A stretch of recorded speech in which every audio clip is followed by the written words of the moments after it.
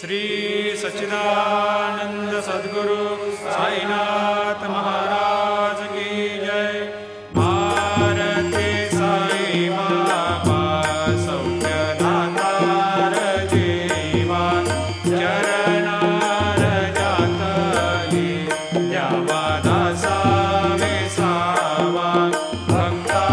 विसावा। भारती साई बाबा जाळूनी यानंग, सस्वरूपी राहे रंग।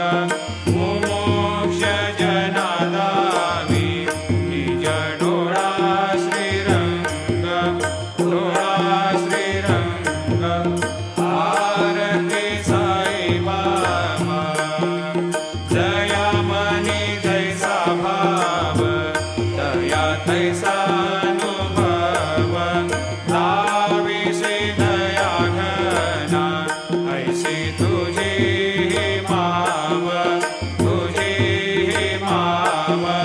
भारती साई बाबा तुमचे नाम ध्याता, हरे संस्कृती व्यथा। अगाध तव करणी, मार्ग दाविसी अनाथा, दाविसी अनाथा। भारती साई बाबा कलियुगी अवतार, सगुण परब्रह्म साचार। अवतीर्ण झालासी स्वामी दत्त दिगंबर, दत्त दिगंबर। भारती साई बाबा 8 दिवसा गुरुवारी, भक्त करे देवारे। प्रभु पद पावया, भव भय निवारे, भय निवारे। भारती साई बाबा माझा निज द्रव्य ठेवा, तव चरण रज सेवा।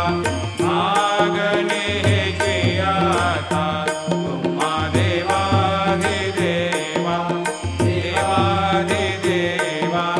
भारती साई बाबा इच्छिता दिन चातक, निर्मल तोया निज सुख। पाजावे माधवाया, सांभाळ आपुली भाक, आपुली भाक। भारती साई बाबा सौख्यदातार जीवा, चरणार जातली द्यावा दासा विसावा, भक्ता विसावा। भारती साई बाबा शिर्डी माझी पंढरपूर, साई बाबा रमावर, बाबा रमावर। साई बाबा रमावर शुद्ध भक्ती चंद्रभागा, भाव पुंडलिक जागा,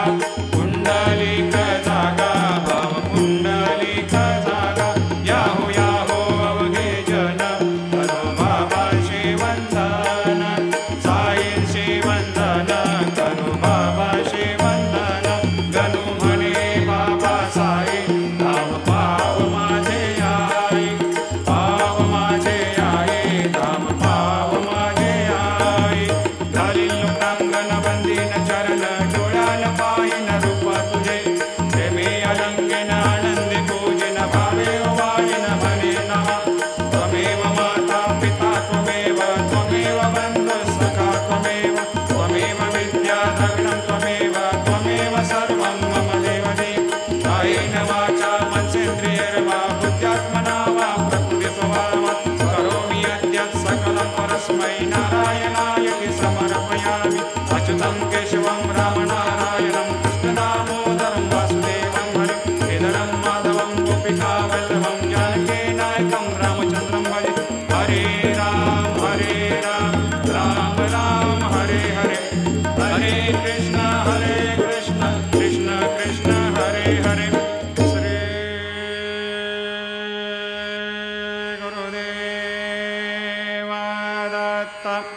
अनंता तुला ते कसे रे स्तवावे, अनंता तुला ते कसे रे नमावे, अनंता मुखाचा शिने शेष गाथा, नमस्कार साष्टांग श्री साईनाथा, स्मरावे मनी त्वत्पदा नित्य भावे, पुरावे तरे भक्ति साठे स्वभावे, तरावे जगातारुणी मायताता, नमस्कार श्री साईनाथा, वसे जो सदा दावया संत लीला,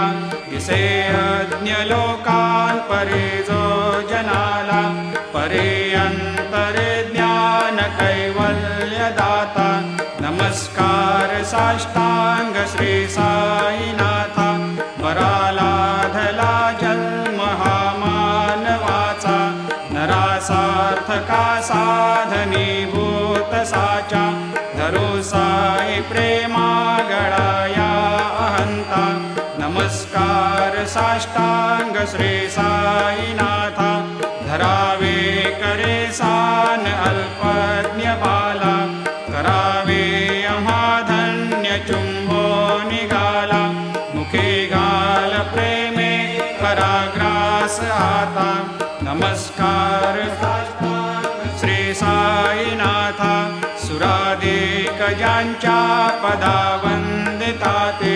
शुकाधिक ज्यांते समानत्व देते, प्रयागादि तीर्थे पदे नम्र होता, नमस्कार साष्टांग श्री साईनाथा,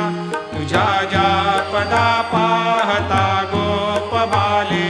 सदा रंगलेचे स्वरूपे मिळाले, करी रास क्रीडा सवे कृष्णनाथा, नमस्कार साष्टांग श्री साईनाथा, तुला मागतो मागणे एक द्यावे, करा जोडितो दीन अत्यंत भावे, भवी मोहनी राज हातारे आता, नमस्कार श्री साईनाथा, ऐसा येई बा साई दिगंबरा, अक्षय रूपावतारा, सर्व हे व्यापक तू, श्रुतिसारा अनुसया त्रिकुमारा, बाबा येई बा, काशी स्नान जपा प्रतिदिवशी, कोल्हापूर भिक्षेशी, निर्मल नदी तुंगा जलप्राशी, निद्रा माहुर देशे, ऐसा येई बा, झोळे लोंबतसे वाम करे, त्रिशूल डमरो धारे, भक्तावर दसदा सुखकारे, देशिल मुक्तिचारे, ऐसा येई बा, पायी पादुका जपमाला, कमंडलो मृगछाला, धारण कर सेवा, नागजटा मुकुट शोभतो माथा, ऐसा येई बा, तत्पर तुझाया जे ध्यानी, अक्षय त्यांचे सदनी, लक्ष्मी वास करे, दिन रजनी रक्षसे संकट वारुणी, ऐसा येई बा, या परिध्यान तुझे गुरुराया, दृश्य करी नयनाया, पूर्णानंद सुखे, हे काया लाविशी हरिगुण गाया, ऐसा येई बा, साई दिगंबरा, अक्षय रूपावतारा, सर्व हि व्यापक तू, श्रुतिसारा अनुसया त्रिकुमारा, बाबा येई बा, सदा सस्वरूपं चिदानन्दकन्दं, जगत्सम्भवस्थान संहार हेतुं, स्वभक्तेच्छया मानुषं दर्शयन्तं, नमामीश्वरं सद्गुरुं साईनाथं, भवद्वांतविध्वंसमार्तण्डमीड्यं, मनोवागतीतं मुनिर्ध्यानगम्यं, जगद्व्यापकं निर्मलं निर्गुणत्वां नमामीश्वरं सद्गुरुं साईनाथं भवाम्भोधिमग्नार्दितानां जनानां स्वपादाश्रितानां स्वभक्ते प्रियाणां समुद्धारणार्थं कलौ सम्भवन्तं नमामीश्वरं सद्गुरुं साईनाथं सदा निम्बवृक्षस्य मूलाधिवासात् सुधास्राविणं तेक्तमप्यप्रियन्तं तरुं कल्पवृक्षाधिकं साधयन्तं नमामीश्वरं सद्गुरुं साईनाथं सदा कल्पवृक्षस्य तस्याधिमूले भवद्भावबुद्ध्या सपर्यादिसेवां नृणां कुर्वतां भोक्तिमुक्ते प्रदन्तं नमामीश्वरं सद्गुरुं साईनाथं अनेकाश्रुता तर्क्यलीलाविलासै समावेशकृतेषान् भास्वत्प्रभावम् अहं भावहीनं प्रसन्नात्मभावं नमामीश्वरं सद्गुरुं साईनाथं सतां विश्रमाराममेवाभिरामं सदा सज्जनैः सस्तुतं सन्नमद्भिः जनामोददं भक्तभद्रप्रदन्तं नमामीश्वरं सद्गुरुं साईनाथं अजन्माद्यमेकं परब्रह्म साक्षात् स्वयं सम्भवं राममेवावतीर्णं भवद्दर्शनात् सम्पुनीतप्रभोऽहम् नमामीश्वरं सद्गुरुं साईनाथं श्रीसाईश कृपानिधेऽखिलनृणां सर्वार्थसिद्धिप्रदा युष्मत्पादरजप्रभावमतुलं धातापि वक्ता क्षमः सद्भक्त्या शरणं कृताञ्जलिपुट सम्प्रापितोऽस्मि प्रभो श्रीमत्साई परेशपादकमलान् न्यान्यच्छरण्यं मम सायिरोपधर रागोत्तमं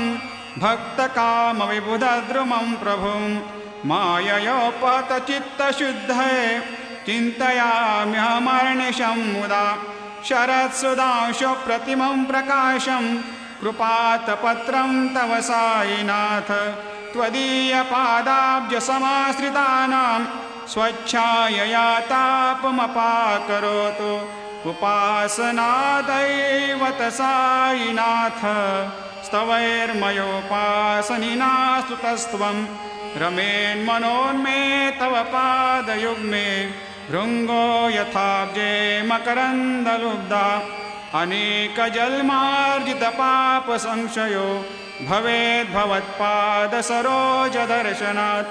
क्षमस्व सर्वान्धपरान्धपुञ्जकान् प्रसेद साये सद्गुरो दयानिधे श्रीसाईनाथ चरणामृतपोतचित्तास्तत्पादसेवनरतः सततं च भक्त्या संसारजन्यदुनितोर्धवनिर्गतास्ते कैवल्यधाम परमं समवाप्नुवन्ते स्तोत्रमेतत्पठेद्भक्त्या यो नरस्तन्मना सदा सद्गुरो साईनाथस्य कृपापात्रं भवेद्ध्रुवम् रुसो मम प्रियाम्बिका मजवरी पिता हि रुसो मम प्रियाङ्गना प्रियसुतात्मजा हि रुसो भगिनी बन्धु हि श्वशुरसासुबाई रुसो न दत्त गुरु साई मा मजवरी कधी रुसो न सुनबाई त्या मजन भ्रातृजाया पुसो न प्रिय सोयरे प्रिय सगे न ज्ञाते पुसो सुरदना सखा स्वजननाप्त बन्धु पुसो हरि न गुरु साई मा मजवरी कधी रुसो पुसो न बला मुले तरुण हृदयीना पुसो पुसो न गुरु धाकुटे मजन थोरसाने पुसो पुसो न चबले बुरे सुजन साधुहीना पुसो हरे न गुरु साई मा मजवरी कधी रुसो चतुर तत्ववेद विबुध प्राज्ञ ज्ञानी रुसो रुसो हि विदुषे श्रिया कुशल पंडिता हि रुसो रुसो महीपते यते भजक तापसे रुसो न दत्त गुरु साई मा मजवरी कधी रुसो रुसो कवि ऋषि मुनि अनघ सिद्ध योगी रुसो रुसो हि गृह देवता निकुल ग्राम देवी रुसो रुसो खल पिशाच हे मलिन डाकिनी रुसो न दत्त गुरु साई मा मजवरी कधी रुसो रुसो मृग खग कृमि अखिल जीव जंतु रुसो रुसो विटप प्रस्तरा अचल आपगाब्दे रुसो रुसो खपवनाग्निवार अवनि पंचतत्वे रुसो न दत्त गुरु साई मा मजवरी कधी रुसो रुसो विमल किन्नरा अमल यक्षिणी रुसो रुसो शशि खगादे गगनि तारका रुसो रुसो अमर राज हे अदय धर्म राजा रुसो न दत्त गुरु साई मा मजवरी कधी रुसो रुसो मन सरस्वती चपल चित्त देहि रुसो रुसो वपुदिशा किला कठिन काल तो हे रुसो रुसो सकल विश्व हे मयि तु ब्रह्म गोलम रुसो न दत्त गुरु साई मा मजवरी कधी रुसो विमूढ मनुनि हसो मजन मत्सरा हे डसो पदाभिरुचि उल्लसो जनन कर्दमीनापसो न दुर्गधुतिचा धसो अशिव भाव मागे कसो प्रपंची मन हे रुसो दृढ विरक्ति चित्ते ठसो कुणाची घृणा नसो न च स्पृहा कशाची असो सदैव हृदये वसो मनसि ध्यानि साई वसो पदे प्रणय रसो निखिल दृश्य बाबादिसो न दत्त गुरु साई मा उपरि जनेला रुसो हरि ओम यज्ञेन यज्ञमयजन्त देवा स्थानि धर्माणि प्रथमान्यासन्न तेहनाकं महिमान सजन्त यत्र पूर्वे साध्या सन्ति देवाः ॐ राजाधिराजाय प्रसह्य साहिने नमो वयं वै श्रवणाय कुर्महे समे कामान् कामकामाय मह्यं कामेश्वरो वै श्रवणो दधातु कुबेराय वै श्रवणाय महाराजाय नमः ॐ स्वस्ते साम्राज्यं भोज्यं स्वराज्यं वैराज्यं पारमेष्ठ्यं राज्यं महाराज्यमाधिपत्यमयं समन्तपर्या ईशात् सार्वभौमः सर्वायुषान्त्राधात् परार्धात् पृथिव्ये समुद्रपर्यन्ताया एकराळिति तदप्येष श्लोकोऽभिगीत मरुतः परिवेष्टारो मरुतस्यावसङ्ग्रहे आवीक्षितस्य कामप्रेर्विश्वे देवा सभासदैते श्रीनारायण वासुदेवाय सच्चिदानन्द सद्गुरु साईनाथ महाराज की जय। करचरणकृतं वा कायजं कर्मजं वा श्रवणनयनजं वा मानसं वा अपराधं विहितमविहितं वा सर्वमेतत्क्षमस्व। जय जय करुणाब्धे श्रीप्रभो साईनाथ श्री सच्चिदानंद सद्गुरु साईनाथ महाराज की जय।